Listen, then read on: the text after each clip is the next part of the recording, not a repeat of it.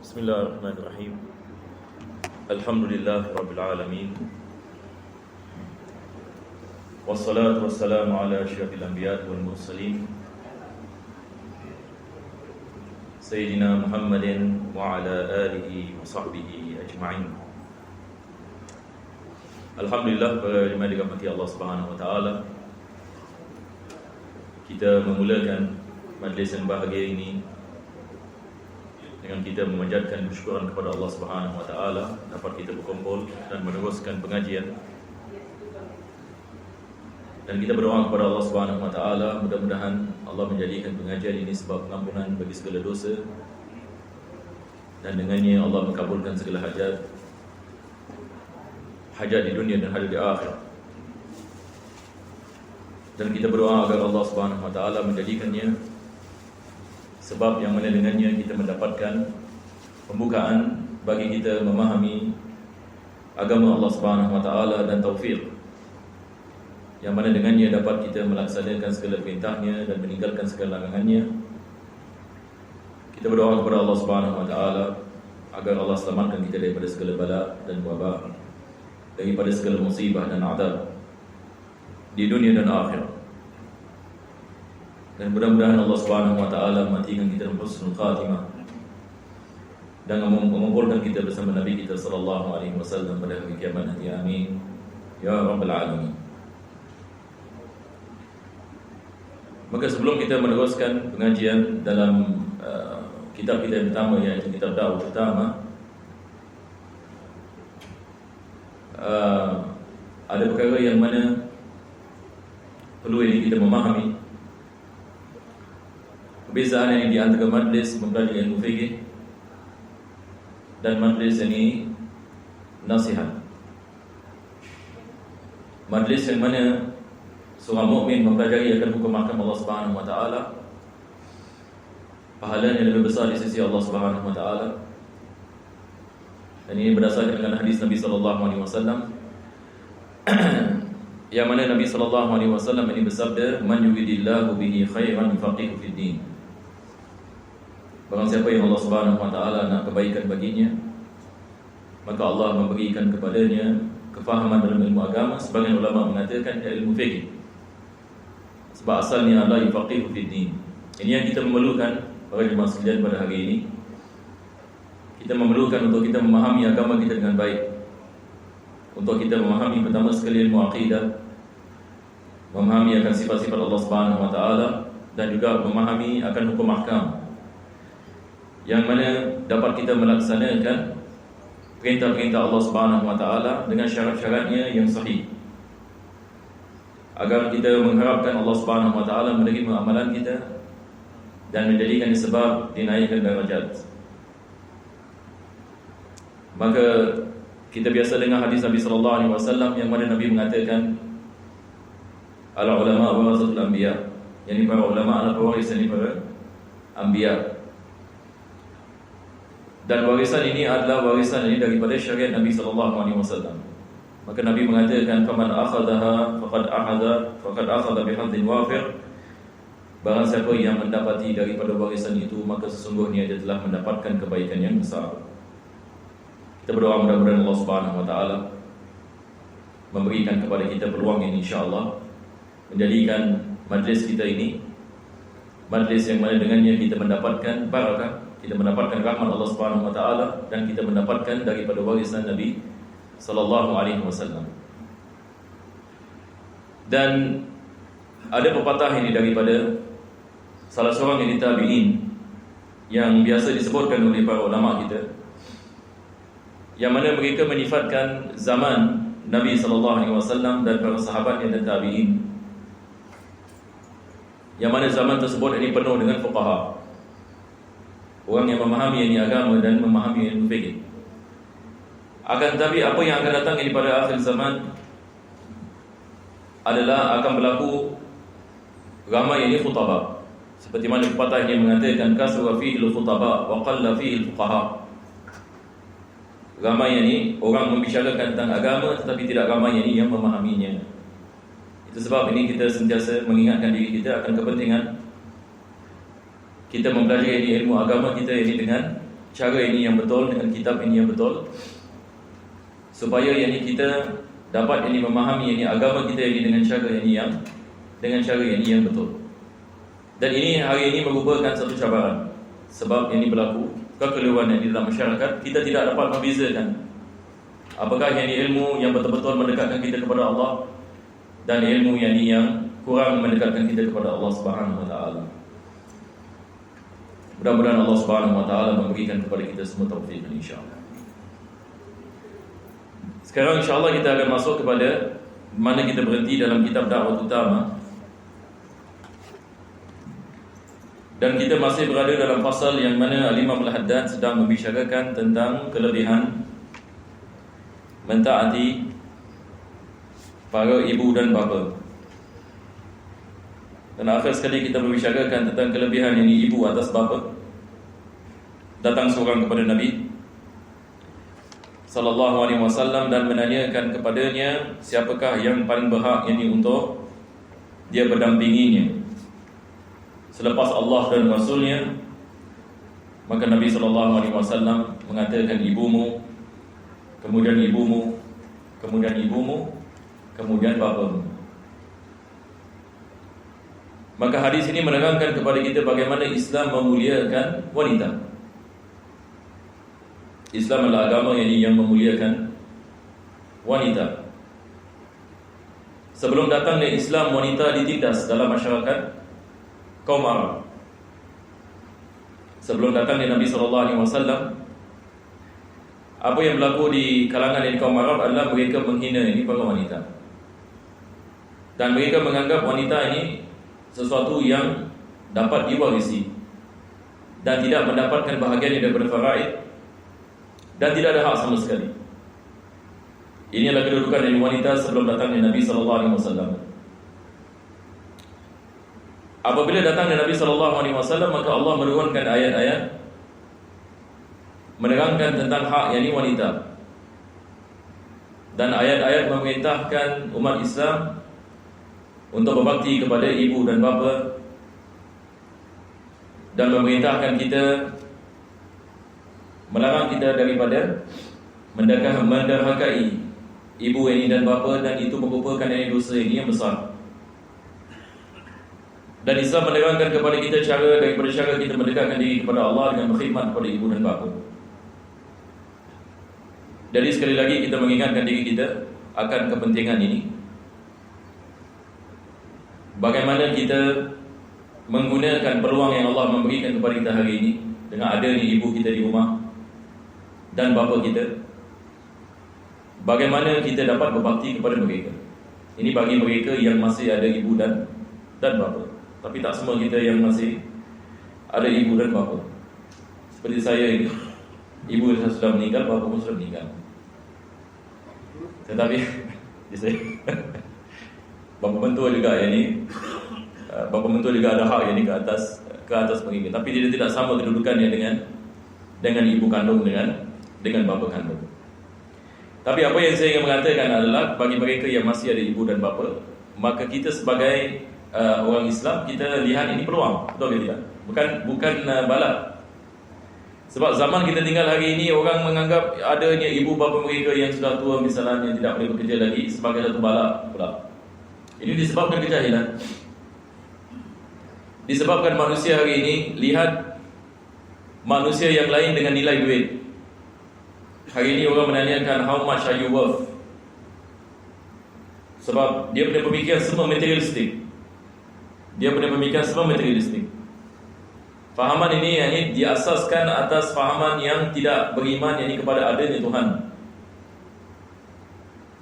Maka segala-galanya bagi mereka adalah harta dan wang dan kekayaan. Hatta manusia, bila mereka lihat kepada manusia ini ibarat ini satu benda yang ada harga.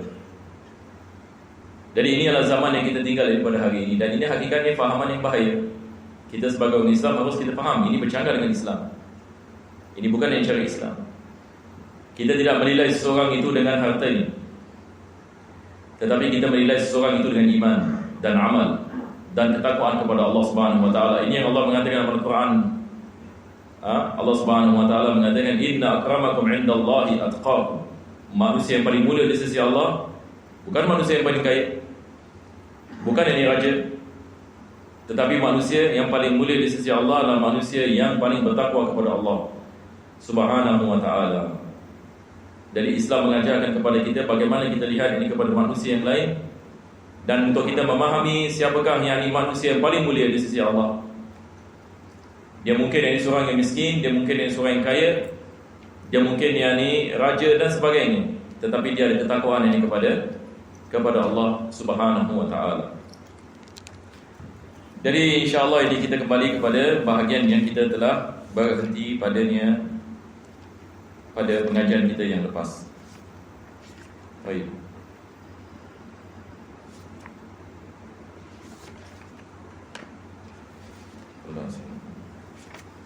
Yes. Apa ni? Nak baca? Boleh juga, tapi kalau tak kalau antum tidak keberatan ini, kita muka surat berapa boleh antum tengok? Okey. Minta maaf.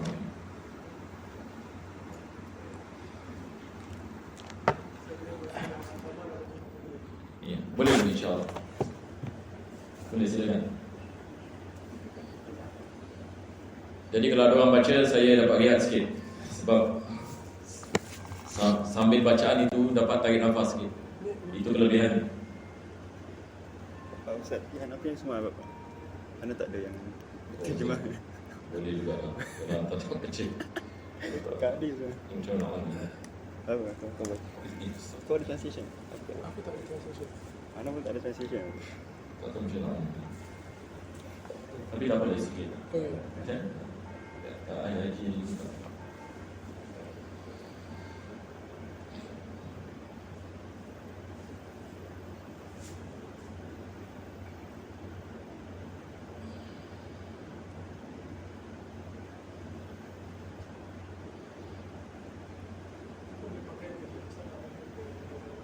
Ya? Tak apa.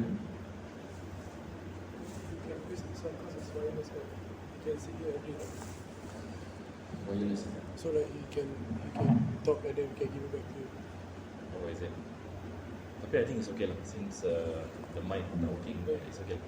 But the recording For today, can yeah. the recording can do. Ada. Oh, really? Yeah. It's okay, it's okay.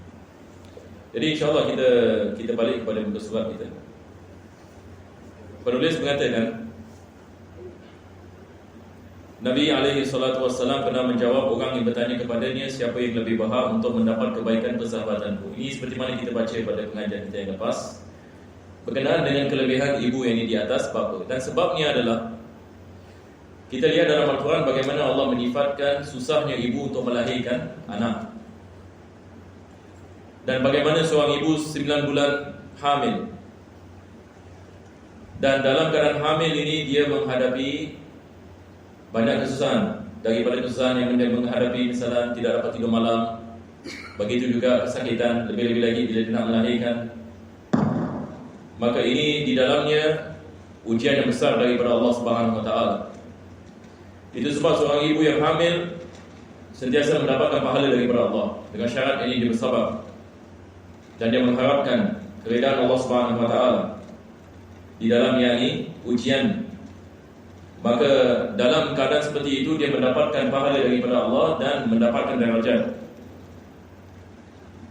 Jadi berada dalam keadaan hamil dan melahirkan anak ini ibadah. Dia adalah sesuatu ibadah. Bagaimana ini sesuatu ibadah? Yakni dengan syarat yakni dia bersabar atas ini segala kesusahan yang dia mengalaminya. Dan selepas itu yang seorang ibu juga memberikan susuan kepada anaknya, dan ibu juga melakukan tarbiyah dan bersabar atas bayi yang baru lahir. Jadi bayi ini dia memerlukan penjagaan 24 jam. Sebab ini bayi ini apabila dia keluar seperti mana kita maklum, dia tidak dapat melakukan apa-apa dengan sendiri. Maka segala-galanya biasanya ibu yang melakukan. Ibu yang tukar pampers dalam sekarang, ibu yang memandikan dia tiap-tiap hari. Maka bapa keluar mencari nafkah. ibu yang memberikan tarbiyah dan penjagaan sehingga yang bayi itu yang besar dan dapat berdikari. Maka Allah Subhanahu Wa Taala mewajibkan kita berbakti kepada ibu kita lebih besar ini daripada bapa, disebabkan pengorbanan ibu lebih besar ini daripada pengorbanan bapa di dalam tarbiyah. Selepas itu beliau mengatakan memperhubung tali kerabat. Selepas beliau membicarakan tentang kepentingan yang berbakti kepada ibu dan bapa, penulis membicarakan tentang silaturahim di antara kaum kerabat. Jadi kita biasanya kita ada ibu dan kita ada bapa dan kita ada kaum kerabat yang lain. Seperti apa? Seperti adik-beradik kepada ibu kita. Kita punya pakcik dan kita punya makcik. Maka mereka adalah kaum kerabat kita. Wajib kita menjalin silaturahim. Diharamkan kita memutuskan silaturahim bagi kaum kerabat. Lebih-lebih lagi kaum kerabat yang terdekat, seperti adik-beradik kita, walau macam mana sekalipun. Adik-beradik kita, sama ada adik-beradik kandung ataupun adik-beradik seibu ataupun adik-beradik sebapa. Adik-beradik kandung, adik-beradik seibu, adik-beradik sebapa, ini semua hukum adik-beradik, walaupun mereka sebapa ke ataupun seibu. Ada orang ini dia ada adik-beradik tetapi adik-beradik sebapa. Yang ini maksudnya mak mereka berbeza. Sama ada bapa mereka berkahwin lebih daripada satu isteri dalam satu masa, ataupun berlaku perceraian sebagai misal isteri yang pertama dan anak bagi isteri yang kedua dan sebagainya. Tetapi selagi mana sebapa, maka ia ada jalinan ini kaum kerabat. Maka diwajibkan dalam Islam untuk kita memastikan kita tidak memutuskan silaturahim kepada mereka. Jadi kita ada adik-beradik kita, dan selepas itu kita ada anak saudara. Anak saudara iaitu anak kepada pakcik. Anak saudara kira anak ini kepada adik-beradik kita. Anak kepada pakcik ini adalah kita punya apa? Kita panggil kita punya saudara. Kalau dalam bahasa Inggeris kita panggil cousin ya. Anak ini kepada pakcik, anak kepada makcik. Maka mereka tidak dikirakan sebagai mahram. Tapi berbeza dengan anak saudara. Anak saudara adalah anak kepada adik-beradik kita. Jadi ini semua ada daripada kaum kerabat yang diwajibkan kita menjalinkan silaturahim. Mudah-mudahan Allah Subhanahu Wa Taala menjadikan kita di antara mereka-mereka yang sentiasa menjalinkan silaturahim. Sebab di dalam menjalinkan silaturahim, di dalamnya ada barakah. Allah Subhanahu Wa Taala memberkati kehidupan kita dan mengampunkan dosa kita dan mengabulkan doa kita. Dan Allah Subhanahu Wa Taala sayang kepada orang yang ingin menjalinkan silaturahim. Kita berdoa mudah-mudahan Allah Subhanahu Wa Taala sentiasa memberikan kepada kita taufik. Maka penulis mengatakan, di antara kesempurnaan berbakti kepada kedua ibu bapa ialah memperhubung tali kerabat keduanya dan menghormati teman taulannya. Kerana Nabi SAW telah berkata, Aba'ul birri an yasila rajulu ahla wuddi abi. Hadis ini mengatakan sebaik-baik kebaikan ialah seseorang itu menjalinkan hubungan keluarga teman taulan ayahnya. Ini maksudnya ibu ataupun bapanya sebelum meninggal dunia ada kawan yang rapat. Jadi setelah mereka meninggal dunia, daripada cara kita berbakti kepada ibu bapa kita setelah mereka meninggal dunia adalah kita menjalinkan silaturahim dengan teman mereka dan sahabat mereka ataupun ahli keluarga mereka yang lain. Maka ini juga daripada kewajiban dan tanggungjawab yang Allah Subhanahu Wa Taala memberikan kepada kita. Itu sebab ada orang yang menanyakan misalnya, apakah hak yang ibu bapa setelah kematian mereka? Di hak yang ibu bapa, pertama sekali kita mengatakan kita mendoakan mereka. Jadi ibu bapa kita walau macam mana sekalipun, sama ada mereka masih hidup ataupun sudah meninggal, kita mendoakan mereka. Sebab Nabi SAW mengatakan semua amalan dari Bani Adam ini terputus melainkan 3 perkara. Salah satu daripadanya adalah waladun salihun yad'u lahu. Anak yang saleh yang sentiasa mendoakan ibu dan bapa mereka. Jadi anak yang saleh, anak-anak yang sentiasa mendoakan ibu bapa. Itu sebab dalam Islam penting ini bagi kita mendoakan kedua ibu bapa kita.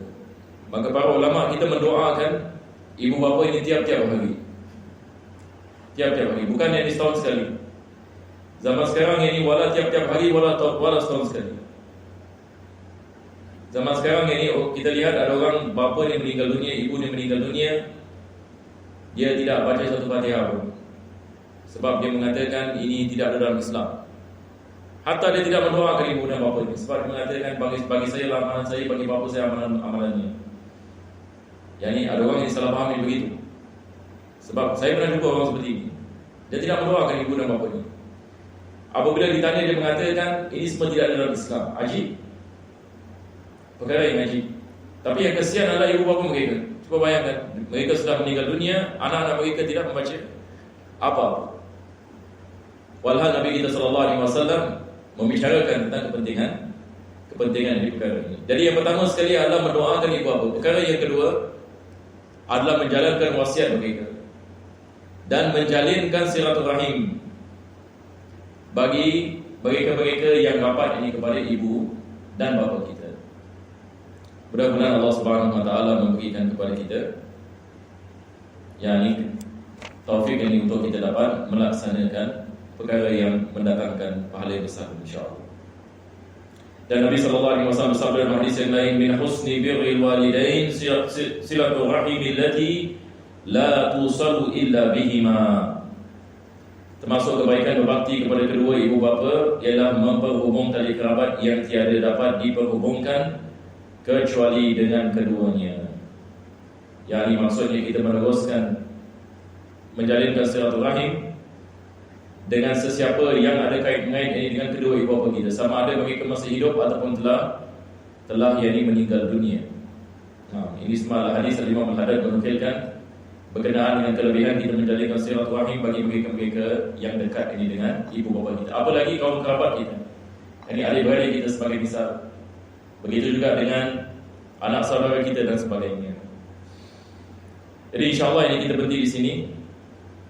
Kita masuk ini kepada kitab yang seterusnya.